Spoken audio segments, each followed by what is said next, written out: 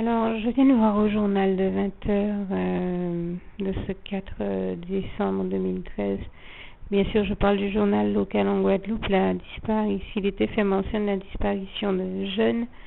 Bien sûr, je vous invite à prier en sa faveur pour que on le retrouve selon la volonté de Dieu. Et bien sûr, s'il est toujours en vie, puisque nous prions, mais c'est Dieu qui fait le miracle et bien sûr, encore faut-il que ce jeune soit encore en vie. Et cet exemple me donne, son cas m'a tout de suite fait penser à une autre chose que m'avait révélé ce pasteur évangélique et femme de Dieu, à savoir que le mois de décembre, comme je disais, est un mois délicat sur le plan spirituel et parmi une précision que j'avais omis de faire et le fait d'entendre parler du cas de ce jeune m'a tout de suite amené à me dire mais il faut que je rajoute quand même cette précision parce qu'à la base je m'étais dit que je le préciserais et j'avais simplement omis de le faire, donc je le fais maintenant.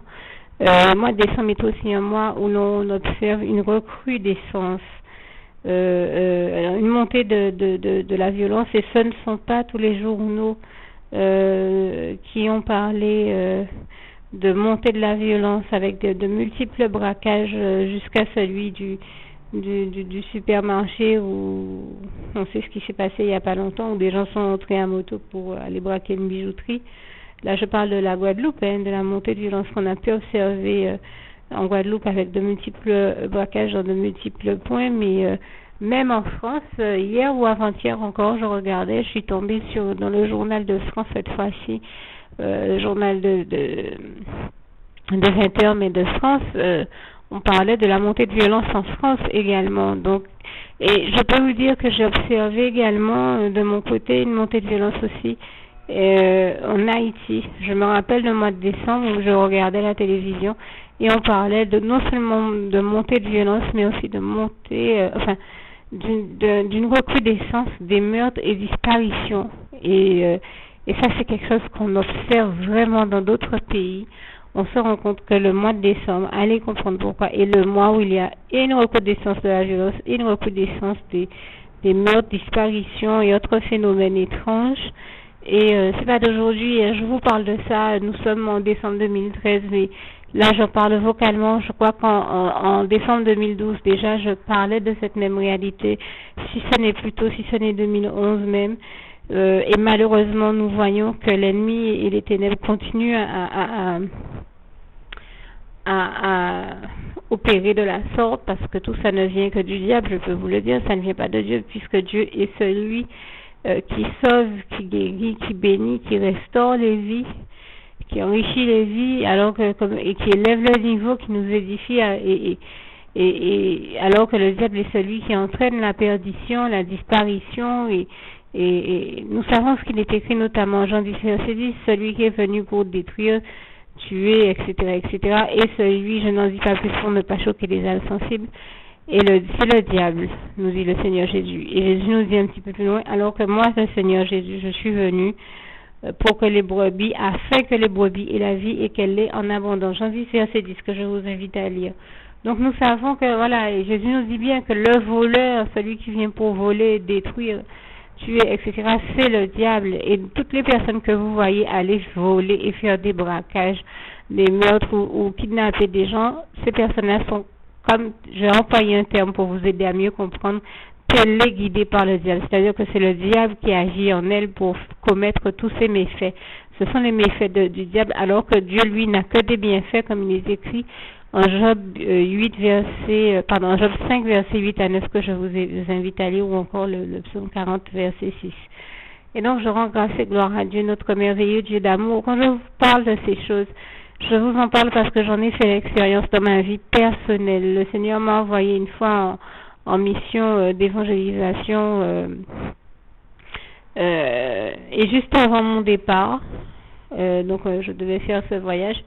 Juste avant mon départ, le diable n'a rien trouvé de mieux à faire et on était peut-être autour du mois de décembre ou en décembre, je pourrais pas vous dire, il me semble que nous étions en décembre, je ne me rappelle pas maintenant puisqu'il y a déjà entre 3 et 4 ans, mais nous étions, en tout cas, je pense en décembre, aux alentours du mois de décembre, et le diable n'a rien trouvé de mieux à faire que de faire kidnapper mon parrain, qui était quelqu'un que j'aimais beaucoup. Alors bien sûr, je parle de parrain, c'est un parrain que m'avaient choisi mes parents au moment où ils m'ont baptisé, ce qui n'a bien sûr rien à voir avec le baptême que j'ai pris depuis après ma conversion, enfin au moment de ma conversion, après que j'ai accepté le Seigneur Jésus comme mon sauveur personnel et comme j'ai l'habitude de dire, ce sont les deux plus beaux actes que j'ai posés dans ma vie et que j'invite tout le monde à faire également. Et donc mon parrain était quelqu'un que j'aimais beaucoup, précisément parce qu'il me parlait de Dieu quand nous nous rencontrions. Et c'était un homme d'âge mûr avec des cheveux blancs sur la tête, avec beaucoup de sagesse et d'expérience de vie. Et donc j'aimais l'entendre me parler de Dieu. Et donc, comme c'était quelqu'un qui était cher à mon cœur, le diable s'est dit que s'il le faisait kidnapper, en plus il l'a fait kidnapper alors même qu'il sortait de la banque, le diable s'est dit que s'il le faisait kidnapper, il n'aurait rien d'autre à... que certainement ça me ferait mal au cœur, que j'en aurais du chagrin, et qu'ayant le cœur brisé, eh bien, je ne partirais certainement pas remplir ma mission s'il le faisait kidnapper, que j'aurais trop de chagrin pour aller ensuite remplir ma mission. Malheureusement pour lui, ce n'est pas du tout ce qui s'est passé. Et ce n'est pas du tout ce qui s'est passé. Et là, franchement, je rends grâce et gloire à Dieu qui m'a donné la force de partir en mission malgré tout. Et en fait, bien sûr, je suis partie avec ce chagrin, mais je priais quand même, je continuais à prier pour que mon parrain soit sauvé et retrouvé, que le Seigneur Jésus sauve sa vie.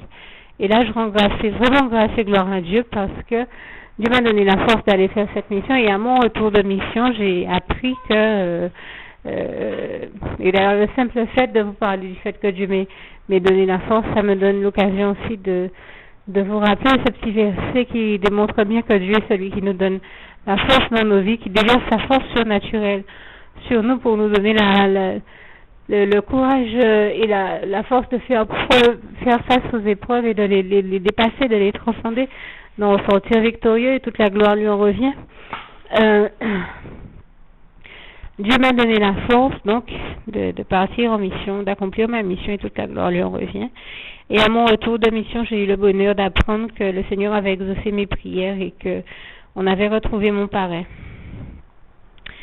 Et vous n'imaginez pas quelle fut ma joie, parce que c'était un événement très fort. Rien que de vous en parler, j'en ai encore des émotions fortes. Et en fait, je rends grâce et gloire à Dieu parce que vraiment, des années après, j'ai eu le bonheur d'apprendre que ces événements-là ont dû être tellement forts dans la vie de mon parrain, avec qui malheureusement je n'ai plus pu avoir contact parce que bon, pour des raisons et d'autres indépendantes de ma volonté, mais je pense que ces événements-là ont été tellement forts dans sa vie et il a compris que c'est Dieu qui l'a sauvé.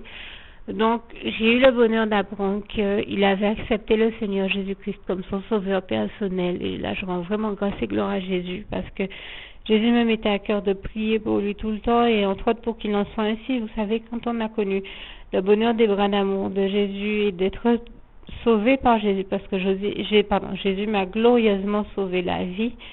Quand on a connu ce bonheur-là, je vous assure que c'est un bonheur qu'on souhaite à tout le monde. J'ai accepté le Seigneur Jésus comme mon sauveur personnel et il m'a sauvé la vie ce jour-là.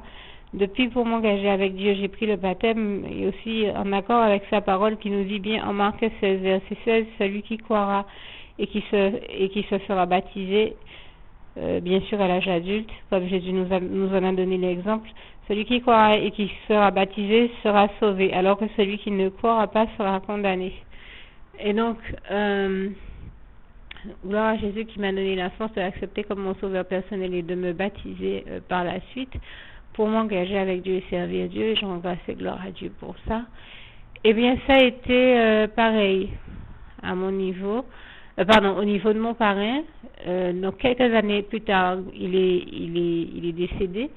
Mais gloire à Dieu qui a envoyé quelqu'un me dire que, m'apprendre la nouvelle que mon parrain avait accepté le Seigneur Jésus et que il s'était converti et baptisé, qu'il avait fait le choix de se baptiser, de s'engager avec Dieu aussi, à marcher avec Dieu, puisque sur la porte d'entrée de l'endroit où étaient célébrées ses funérailles, il était affiché son certificat de baptême, disant bien qu'il avait accepté le Seigneur Jésus comme son sauveur personnel et qu'il s'était fait baptiser à telle date. Et ça pour moi c'était vraiment une grande victoire parce que je priais le Seigneur Jésus en ce sens, puisque comme je le disais tout à l'heure, ayant moi-même connu le bonheur d'être sauvé par Jésus et de m'être baptisé, le bonheur des bras d'amour de Jésus, c'est un bonheur que je souhaitais à tout le monde, y compris à mon parrain. Et le Seigneur Jésus savait à quel point je l'aimais, c'est pour ça qu'il me mettait autant à cœur de prier pour lui et de prier aussi pour qu'il fasse ce bon choix d'accepter le Seigneur Jésus comme son sauveur personnel et de venir au baptême afin qu'il s'engage avec Dieu et qu'il le serve. Et franchement, c'est me concernant, je trouve le plus beau choix que l'on puisse faire dans la vie, les plus beaux choix que l'on puisse faire dans la vie. Et je remercie le Seigneur de m'en avoir donné la force parce que depuis que je suis à l'abri de ce monde cruel dans les bras d'amour de mon Jésus, je connais un bonheur tel que je n'ai jamais connu. Bien sûr, nous avons tous des moments des hauts et des bas dans la vie, comme dirait l'autre, mais le bonheur que Jésus a mis en moi et dans ma vie est au-delà de tout, je sais pas comment vous expliquer ça, c'est au-delà de tout ce que peut nous apporter. Il est plus fort, voilà, que tout ce qu'il pourrait y avoir de négatif dans la vie, de toute épreuve et toute autre chose. Et même quand nous avons des épreuves, Dieu nous en délivre toujours. Et je lui en grâce et gloire. Pour ça, toute la gloire revient à Dieu, à Jésus, à son Saint-Esprit. Donc, si j'ai un bilan à faire, c'est un bilan heureux et à la gloire de Dieu, parce que Dieu m'a comblé au-delà de mes espérances. Jésus-Christ a fait de moi une femme heureuse et épanouie. Au-delà de mes espérances, il m'a comblé de bonheur et je lui en rends grâce et gloire. Et ça me donne l'occasion, puisque comme je vous disais, ce bonheur-là, je souhaite à tout le monde de le connaître. Eh bien, d'inviter tous ceux qui ne le connaissent pas encore, qui se rendent compte qu'ils ont une vie dans laquelle se passent des événements dont ils ne comprennent rien. Tout comme on ne comprend jamais, les trois quarts du temps, on entend aux infos ou ailleurs, les gens se plaignent et se demandent mais pourquoi est-ce qu'il y a une telle montée de violence, pourquoi est-ce qu'il y a autant de disparitions, pourquoi est-ce qu'il y a toutes ces choses-là, on comprend pas le sens, on comprend pas le sens de tout ça, on comprend pas comment tout ça a pu arriver. Eh bien, tout ça arrive parce que ça vient du diable et des ténèbres, du diable, de tous ces acolytes, serviteurs et complices qui s'emploient à créer des problèmes à toute l'humanité de manière à voir si il arrive à détruire, parce qu'il est dans une dynamique de détruire frénétiquement toute l'humanité, comme Jésus nous en avertit en Jean 10, verset 10, entre autres. Mais Dieu nous en avertit dans bien d'autres passages de sa parole et toute la gloire lui revient. Mais tranquillisez-vous, parce que Jésus l'a dit en Jean 10, verset 27 à 30, mes brebis sont à moi. C'est-à-dire que c'est mon autre Père éternel qui les lui a donnés. C'est mon Père qui me les a donnés et nul ne les, dit le Seigneur Jésus, et nul ne les ravira de ma main, c'est-à-dire ni l'homme ni le diable. Le diable essaie de voir s'il arriverait à tenter les élus de Dieu, les enfants de Dieu, à les perdre, mais nul ne ravira jamais les enfants de Dieu de la main de Dieu. Ce n'est pas possible, ni l'homme ni le diable. Donc le diable n'arrivera pas à perdre les véritables enfants de Dieu, les brebis de Jésus qui sont entre ses mains. Il n'arrivera pas à les arracher, à les ravir de ses mains, parce que avant qu'il arrive à atteindre un enfant de Dieu, il commence par tomber sur Dieu et Dieu le met à sa place, parce que Dieu est le maître de tout l'univers, le maître et seul propriétaire et créateur de tout l'univers, le seul Dieu vivant, tout puissant et trois fois saint, éternel, notre Dieu. Donc le diable n'arrivera jamais à toucher ceux qui sont dans les bras d'amour de Jésus, parce qu'avant qu'il arrive à les atteindre, Jésus lui donne une bonne calotte et il retourne là où il a retourné, mais il ne peut pas toucher les enfants de Dieu, je peux vous le dire, et toute la gloire revient à Dieu, à Jésus et à son Saint-Esprit. Avant d'arriver jusqu'à nous, il commence, comme nous sommes à l'abri de ce monde cruel et du diable dans les bras d'amour de Jésus, avant d'arriver jusqu'à nous, il commence par tomber sur Jésus. Et dès qu'il voit Jésus, dès qu'il entend le nom de Jésus-Christ seulement être prononcé, il jacque à courir, comme on dit encore, courir qu'après il disparaît, qu'après il lit qu'à disparaître. On a qu'à essayer de faire disparaître, c'est lui qui a disparaître, les qu'attendent Jésus et toute la gloire revient à Dieu, à Jésus, à son Saint-Esprit. Je vous assure que le diable a peur de Jésus parce qu'il sait déjà dès qu'il voit Jésus que c'est fini pour lui. Parce que Jésus, en ressuscitant le 3e jour sur la croix, a vaincu éternellement le diable. Le diable est vaincu, il est déchu, et ça c'est pour l'éternité, car Dieu, Jésus-Christ et son Saint-Esprit, Dieu est le seul vainqueur éternel du diable. Donc le diable ne peut rien contre Dieu, ni contre Jésus, ni contre le Saint-Esprit, et toute la gloire en revient à Dieu. C'est pour ça que je voulais vous inviter à venir de votre propre gré, vous mettre à l'abri de ce monde cruel dans les bras d'amour du Seigneur Jésus, en lui adressant la prière suivante. Avant de la prononcer, enfin en lui adressant la prière suivante avec moi, avec les mots que je vais prononcer, mais avant de la dire, cette prière, je vous rappelle 2 passages qui me paraissent essentiels pour vous aider à mieux comprendre le sens de ce que je dis. C'est Jean 14, verset 6, où Jésus dit « Je suis le chemin, la vie et la vérité. Nul ne va au Père Dieu sans passer par moi, Jésus-Christ le Fils, bien sûr. » Ce qui signifie que, je dis à ma manière, regardez encore comme tous ces passages sont écrits textuellement écrits dans vos Bibles. Ce qui signifie que si nous espérons connaître le bonheur d'aller au paradis et les bras d'amour de Jésus, la première chose que nous avons à faire, c'est de venir à Jésus, d'ouvrir sincèrement nos cœurs à Dieu, à Jésus-Christ et à son Saint-Esprit, de tout faire pour rechercher à développer une relation d'amour, d'intimité, de complicité avec Dieu, Jésus-Christ et son Saint-Esprit. Donc, de chercher la face de l'Éternel. Et aussi, le premier pas à faire, c'est de lui adresser cette fameuse prière que je vais vous dire tout à l'heure. Et la deuxième chose que je vais vous dire, c'est comment est-ce qu'on sait que Jésus-Christ est le bon? Comment est-ce qu'on sait qu'on fait la bonne chose en priant le Seigneur Jésus?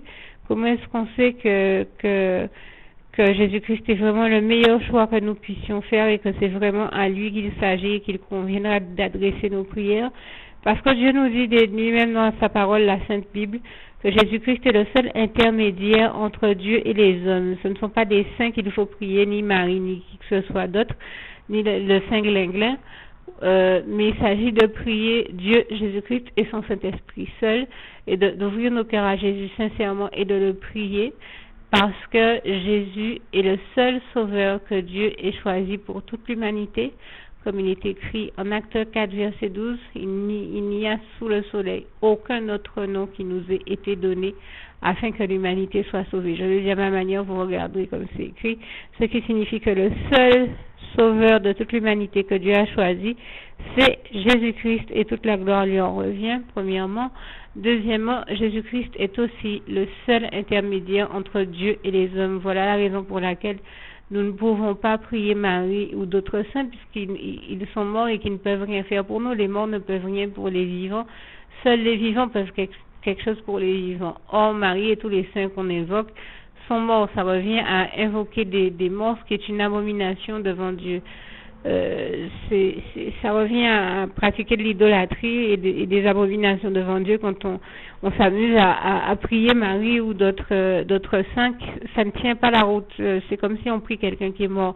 Si vous et moi nous avons besoin de quelque chose, on n'ira pas au cimetière le demander à un mort, on va s'adresser à un vivant. Et donc le seul vivant est meilleur intercesseur et intermédiaire devant Dieu à qui on puisse s'adresser quand on prie, afin que nos prières soient entendues par Dieu, mais c'est à Jésus-Christ, parce que Jésus-Christ, lui, ira intercéder en notre faveur auprès du Père. Et je lui rends grâce et gloire, puisque ça fait bien plus de 3 ans, ça fait bien environ plus de 3 ans que je vous témoigne de comment chaque fois que je fais une prière, le Seigneur Jésus l'exauce. C'est bien la preuve que Jésus est vivant et qu'il intercède pour nous auprès du Père, et toute la gloire lui en revient. Donc, je vous invite à dire maintenant avec moi cette prière au seul intercesseur qui peut agir en votre faveur afin que Dieu vous bénisse et vous sauve. C'est le Seigneur Jésus. Donc, vous lui adressez cette prière, Seigneur Jésus, moi, un tel, vous dites votre nom, votre prénom, ou même votre prénom seul, ça va fonctionner parce que Jésus sait très bien qui vous êtes, mieux que nous-mêmes. Dieu nous connaît mieux que nous-mêmes. Je lui rends grâce et gloire pour ça. Donc, Seigneur Jésus, moi un tel, je t'accepte aujourd'hui comme mon sauveur personnel, le seul maître et roi de ma vie. Je remets tout ce qui découle de ma vie, tout ce qui est en rapport avec ma vie, entre tes mains, Seigneur Jésus. Je te donne mon cœur, je te donne ma vie. Je choisis aujourd'hui de t'appartenir, âme, corps et esprit. Et merci aussi, éternel mon Dieu, Seigneur Jésus, de m'accorder la grâce de ton pardon et de ta miséricorde pour toutes les fois où j'ai péché tout au long de ma vie, dès ma naissance jusqu'à aujourd'hui, et pour toutes les fois aussi où j'ai fait mal à ton cœur, éternel mon Dieu, Jésus d'amour, Saint-Esprit, pardon Seigneur pour tout ce que j'ai fait dans ma vie qui n'était pas bien, pour tout ce que j'ai fait qui était mauvais, et tout ce qui a déplu à ton cœur. Et merci aussi Seigneur Jésus de m'accorder la grâce en ton temps, au moment où, le jour ou le moment où le temps pour cela sera arrivé, de m'amener avec toi dans tes bras d'amour au paradis et de permettre que je continue à te servir et à t'appartenir pour l'éternité et d'éternité en éternité. Et c'est au nom puissant du Seigneur Jésus que j'ai fait cette prière. Et vous qui m'écoutez, je vous dis vraiment que le Seigneur vous bénisse abondamment, puissamment, richement. Et vous rappelle deux versets qui me paraissent essentiels, peut-être même un troisième. Marc 9, verset 23, qui nous dit bien que tout est possible à celui qui croit. Et bien sûr, je rappelle, je le précise entre parenthèses, tout est possible à celui qui croit. Bien sûr, il s'agit de croire en Dieu, en Jésus-Christ et en son Saint-Esprit, et non pas d'avoir de fausses croyances. Et il est aussi écrit en Marc 10, verset 27, tout est possible à Dieu. Et quand on prend conscience de la mesure du sens de ce passage, que tout est possible à Dieu, je vous assure qu'on se dépêche d'obéir à Dieu, de faire sa volonté, puisque Dieu est, comme je le disais tout à l'heure, le seul maître de tout l'univers, il est tout puissant.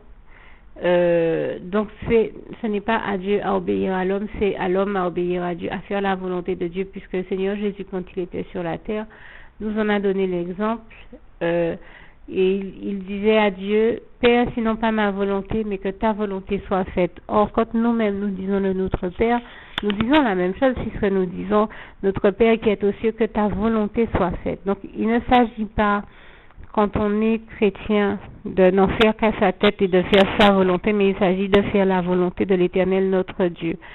Or, pour connaître la volonté de Dieu, il faut prendre le temps de chercher sa face. Je ne vois pas comment quelqu'un qui ne prend pas le temps d'ouvrir son cœur à Dieu, de venir à Dieu, de faire notamment la prière que j'ai faite tout à l'heure, pourra arriver à connaître la volonté de Dieu pour l'accomplir. Pour la connaître, il faut prendre le temps de la chercher, notamment dans la Sainte Bible et dans tous les livres chrétiens que Dieu a mis à notre disposition pour ça. Je pense comme ça au livre de Gwen Shaw, Au fil des jours, ou encore au livre de Rick Warren, Une vie menée pour l'essentiel, je crois.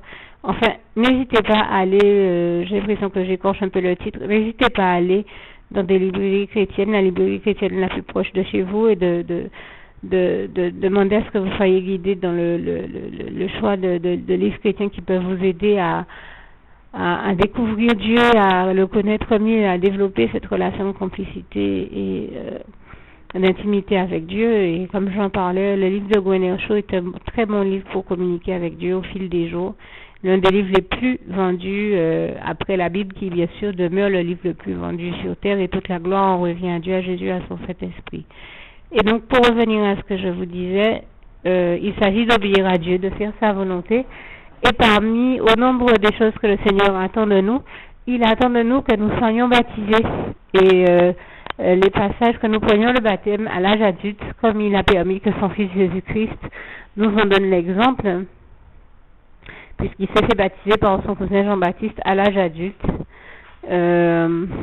Donc, c'est un exemple que le Seigneur Jésus nous a donné. Et puisque j'ai évoqué la question du baptême, je vous invite à lire les passages qui parlent bien de cette question. Vous avez Jean 3, versets 3 à 7, qui nous précise bien que si un homme ne naît de nouveau, il ne peut rentrer au royaume des cieux, ce qui signifie que si un homme ne passe pas par les eaux du baptême, puisqu'il n'y a que comme ça que l'on naît de nouveau, Si un homme ne passe pas à l'âge adulte par les eaux du baptême, eh bien, il ne peut naître de nouveau, donc il ne peut rentrer au royaume des cieux, c'est-à-dire qu'il ne peut pas accéder au paradis. Donc on ne se fait pas baptiser, on ne peut pas accéder au paradis. Donc il s'agit pour nous, pour tous ceux qui veulent approcher Dieu, avoir l'honneur de rentrer dans sa demeure et de vivre avec lui éternellement au paradis, de passer par les eaux du baptême, ce que je vous invite vivement à faire, mais bien sûr c'est une décision que je ne peux pas prendre à votre place. Vous êtes le seul à pouvoir la prendre.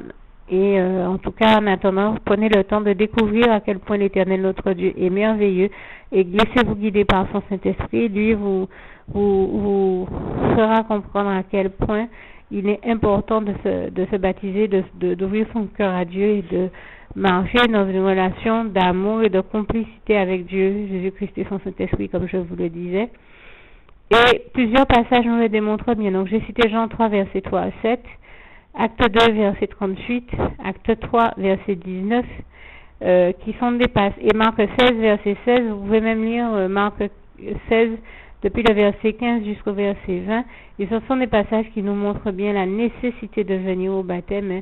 Baptisez-vous et convertissez-vous et vous recevrez le don de l'Esprit Saint. Ce sont des passages qui sont, je l'ai dit à ma manière, mais vraiment allez les lire dans vos Bibles, qui sont essentiels et qui nous font comprendre la nécessité de se baptiser. On ne peut pas dire que je prêche pour ma paroisse puisque vous entendez ce message et vous ne savez ni qui je suis ni où je suis, donc je ne vous verrai peut-être pas, mais je peux vous dire que je témoigne de ces choses-là parce que moi-même j'ai pris le temps de me baptiser du jour où je l'ai fait, de me baptiser à l'âge adulte pour suivre l'exemple de Jésus. Et du jour où je l'ai fait, j'ai vu Jésus changer ma vie et me conduire au bonheur. Il a fait vraiment de moi une femme heureuse et épanouie, comblée. Il m'a comblée de bonheur. Et c'est un bonheur que je souhaite à tout le monde. C'est pour ça que je témoigne de toutes ces choses afin que vous en preniez la mesure et que vous compreniez à quel point poser ces actes-là, faire la prière d'acceptation du Seigneur, comme je l'ai cité tout à l'heure, comme je l'ai dit tout à l'heure, que je vous invite à dire, si vous ne l'avez pas encore dit, n'hésitez pas à embobiner cette vidéo pour la réécouter et faire à haute voix cette prière. Bien sûr dans un endroit où vous pouvez communiquer intimement avec le Seigneur. Et puis comme je le dis, vous faites la prière avec moi telle que je l'ai dite, mais après, si vous ressentez le besoin de parler à Dieu, n'hésitez pas à parler à Dieu, à lui ouvrir vos cœurs et à lui parler avec vos mots et à lui faire part de toutes vos doléances, tous vos besoins, de tout ce que vous avez sur le cœur. Ouvrez vos cœurs à Dieu. C'est pas une question de religion, tout ce que je vous dis là, je suis en train de vous inviter à ouvrir vos cœurs à Dieu et à être sincère avec lui et à découvrir quel Dieu merveilleux l'Éternel notre Dieu est. Et donc, je vous ai également cité tous ces passages sur le baptême. N'hésitez pas à aller les voir parce qu'ils sont essentiels. Comme je dis, je n'ai pas d'intérêt à vous dire, j'ai pas d'intérêt particulier à vous dire tout ce que je suis en train de vous dire, puisque peut-être que nous ne nous connaissons pas, peut-être que je ne vous rencontrerai jamais, mais le plus important pour moi était de vous inviter à connaître ce bonheur-là. Je crois que, et j'en parle notamment parce que, comme je le disais, je souhaite au maximum de personnes de connaître le bonheur, et je crois que si plus de personnes cherchaient la face de l'Éternel notre Dieu, chercher à développer avec lui cette relation d'amour et de complicité, d'intimité, comme j'en parlais tout à l'heure, et bien il y aurait plus de personnes heureuses et bien moins de kidnapping, de meurtres, de drames, de montée de violence et toutes ces choses-là comme on en parle, parce que nous sommes dans une société qui a tellement besoin de Dieu qu'elle ignore, je pense, à quel point elle a besoin de Dieu. Nous avons tous besoin de Dieu et de le connaître, de découvrir quel Dieu merveilleux il est, de l'expérimenter, d'expérimenter cette merveilleuse relation d'amour avec lui, et c'est vraiment ce que je vous invite à faire du fond du cœur. Et je terminerai avec le souhait de mon cœur pour vous, que la paix de Dieu qui surpasse toute intelligence garde vos cœurs et vos pensées en Jésus-Christ. C'est Philippiens 4, verset 7, et Philippiens 4 est un passage, un chapitre tellement intéressant de la Bible que je vous invite à le lire. Philippiens 4, depuis le verset 4 jusqu'au verset 23, je crois, 21 ou 23. Que le Seigneur Jésus, que Dieu vous garde et vous bénisse, et à très bientôt.